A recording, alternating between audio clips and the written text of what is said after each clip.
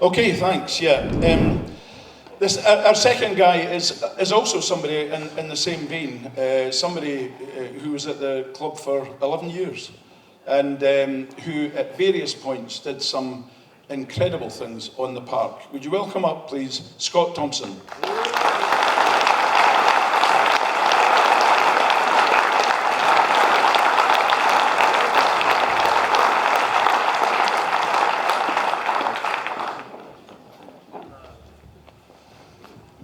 Okay, so Scott is also a babe, if you like, of that partnership. I see Dick's here tonight. Well done, Dick. Congratulations on our Growth's promotion.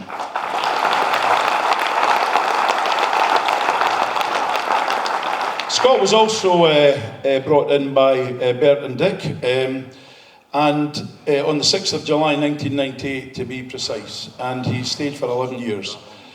Scott was also always seen as a bit of a utility man. He was, I think he was bought as a left back or something like that, but he had started life as a centre forward, and he was played in midfield. But where Scott really came into his own was in the early 2000s under Jimmy Calderwood's management at that time. And those of you that remember that period will remember Jimmy's famous line in defence, which was that if we're getting beaten or if we're only drawing, he would send everybody else up the park and leave Andrea Skerla and Scott at the back on their own. Never mind any fullbacks, they didn't have that. There was just two of them at the back. And it was pretty hear 'em, scare 'em at times, I can tell you, watching it anyway. But they survived. And not only did they survive, but they did marvellously well and kept the club not just in the Premier League, but took them into the top six and then took them into fourth place, took them into Scottish Cup final in 2004.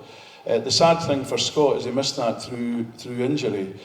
But in the period just prior to that, around about the years 2002 to 2003, anybody who watched Scott on the park would have wondered at how this guy, this central defender, could play such good football. He was playing such good football that Bertie Vogts wanted him in the Scotland squad, because that was the thing. But Scott, unfortunately, was 30-year-old at the time, so it probably wasn't considered to be a good move getting a 30-year-old, giving him his international cap at that time, but he probably would have done better than some of the people that were there.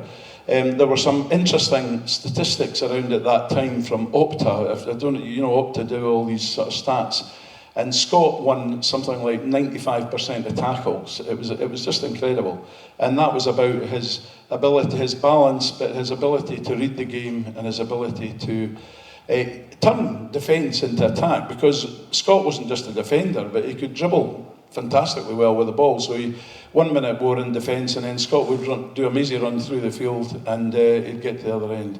Anyway, enough about Scott, but in all, Scott made 306 appearances, which puts him well inside the top 20 of all-time appearances for Dunfermline.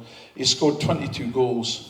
And we'd now like to welcome up another old guy of the same era. He was with Dunfermline for 15 years, apart from when he had a bit of brain damage and he went to Falkirk. Would you welcome up Ian Westwater?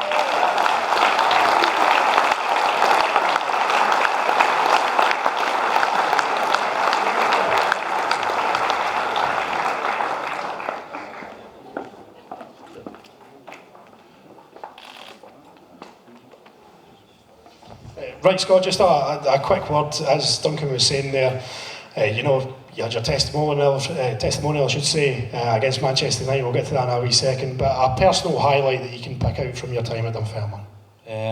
Getting the team, getting us back into Europe. That was probably the personal highlight. In terms of playing under Jimmy Calderwood as well, I know Duncan mentioned that he was a fabulous manager. We were playing, we're looking back now, those were the real good times at Dunfermline, certainly for this generation, my generation. No, when he went 2-4-4, it wasn't allowed. No, for me anyway. Me, and lucky enough, I had Andres alongside me, who was a really good defender as well, really quick, so it's great.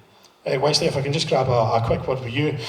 What are your memories of this guy to my left? I'll just say that's probably easier.